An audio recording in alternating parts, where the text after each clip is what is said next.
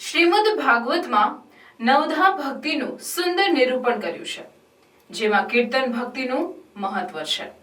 ભગવાન સ્વામિનારાયણ પણ કીર્તન કરી વિદ્વાન સંતો દ્વારા ભક્તિ પરંપરાના કીર્તનો રચાવ્યા છે. પ્રગટ ગુરુ હરિ મહંત સ્વામી મહારાજે પણ કીર્તન ભક્તિ પ્રિય છે, જે અંતર્ગત BAPS મંદિર જંબુસર ના સંતો પૂજ્ય જ્ઞાનવીર સ્વામી, પૂજ્ય યશોનિલય સ્વામીના પ્રયત્નથી જંબુસર મંદિર ખાતે વિશિષ્ટ કીર્તન આરાધના યોજાઈ હતી. કીર્તન આરાધનામાં પૂજ્ય સૌમ્ય મૂર્તિ સ્વામીએ પોતાની આગવી શૈલીમાં ભગવાન સ્વામિનારાયણ સમયના પદોને સુંદર રીતે રજૂ કર્યા હતા, જેમાં પ્રાર્થના, શરણાગતિ, ભગવાનની મૂર્તિ કેવી રીતે છે, તેમાં કેવી રીતે જોડાવું તે અંગે સમજાવી આજ્ઞા વિનાની સમજણ નકામી, વડીલ એટલે શું આ અંગે પણ કીર્તન ભક્તિ દ્વારા ભક્તોને સમજાવ્યું હતું.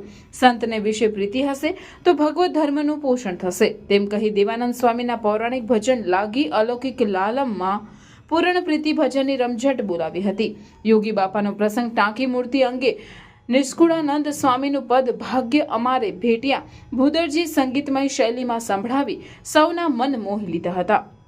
બૃહદ વૈરાગ્ય છે, સામે ભગવાન છે તેના ફાયદા સમજાવી જનનીના હૈયે હેત છે, દીકરા માટે તેમ સંતો પણ ભક્તોને દીકરા જેટલો પ્રેમ કરે છે. તારી એક એક પડ જાય લાખની પદની સુંદર સમજૂતી આપી પૂજ્ય પ્રમુખ સ્વામી મહારાજ અને હાલના પ્રવર્તમાન પ્રગટ ગુરુ હરિ મહંત સ્વામી મહારાજનું ભજન સુંદર શૈલીમાં રજૂ કરી ભજન કીર્તનનો સુંદર લાભ આપ્યો હતો.